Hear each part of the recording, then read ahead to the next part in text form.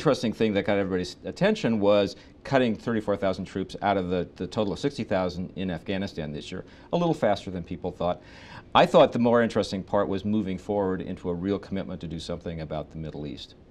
Yeah, I think that's right. I mean, we knew that there was going to be significant drawdown in Afghanistan. It is in line with expectations. 34,000 is sort of the middle number between what we thought was going to happen, and it does mean Obama's fulfilling his promise to draw down in Afghanistan. But you're right. We've seen a focus on the Middle East. You know, he mentioned that he's going to Israel. You know, this is in contrast to what we've heard for, you know, a year on the pivot to Asia or the rebalance to Asia. And so we, you know, a recognition that this problem's, you know, got to be dealt with. Yeah. Jerry, when a president of the United States goes to Israel, he must have something in mind, some message to deliver, or does he have a peace plan in his suitcase? He is not going to have a peace plan, that's for sure. But he is going to have some things that he's going to try to do, and it's interesting he's going to Israel to do them. And this is about sending messages to everybody in the region, not just to Israel. But it starts with sending messages to people in Israel. Like, don't listen to the Prime Minister of Israel's interpretation of me. That would be Prime Minister Netanyahu, a guy that doesn't get along with the president at all. Let me tell you about my own commitment to the state of Israel, but also tell you why in a Middle East that is being remade right now because of the Arab Spring, why it's in Israelis' interest to think about solving the Palestinian problem. I don't have a plan. It's not going to happen this year, but you need to think about getting yourself right with the Arab world where there's a lot of change underway. And by the way, you have to be able to say to that Arab world while you're there, you know, we're going to deal with the new leadership of the Arab world, but we're going to deal with all aspects of the problem, and you have to punch the Palestinian ticket in doing that. You have to say to the new, more Islamist leaders in the Middle East, we're going to take the Palestinian problem seriously. Even if you can't do anything about it, you really have to do that.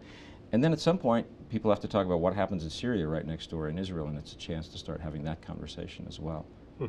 And you know, I think it'll be interesting to see the president start an evolution toward a second term in which, if he's like every other president that gets a second term, he spends more time on foreign policy as time goes on. Right. Well, he kind of signaled that when he elevated a national security advisor to be his chief of staff, that foreign policy is going to play a key role. And the Israel trip, he's also going to go to the West Bank and Jordan, and I mean, he's sending an important message. It's his first major trip of the foreign trip of the second term, and so he chose that for an important reason and to send a message. Yeah, and I don't think you can be president of the United States, have as much at stake in the region as we do, see a region that's undergoing as much change as the Middle East is right now, with a new Muslim Brotherhood president in Egypt, with a new government in place in Libya, something new developing in Syria, and lots of concern about whether the U.S. can work with Islamist leaders in the region and just ignore it. And so I think he's making a down payment now, and I think it's going to be up to the Secretary of the State and the new Secretary of Defense to make good on the down payment. Right. I mean, he signaled engagement with the world. That's what a lot of the foreign policy experts wanted in Washington, wanted to hear, and he said that. Now, what's the follow-up? And, you know, how does that Syrian conflict evolve, and does it force the White House to go in a different direction than they sort of have signaled that they want to go in? Do you think they're going to manage to avoid sending arms, sending even troops to Syria? I think that they will avoid sending troops to Syria. I think that they just do not want to own that problem in a way that putting troops on the ground will make you own that problem.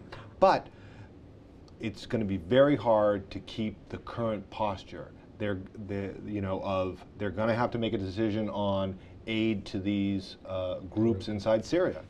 But I think that they have decided that they watched Iraq. In 10 years, you break it, you own it. Syria's already broken. You move in with arms. You either do that if you can tip the balance to a real conclusion that you like, and I don't think that some modest amount of arms is going to do that.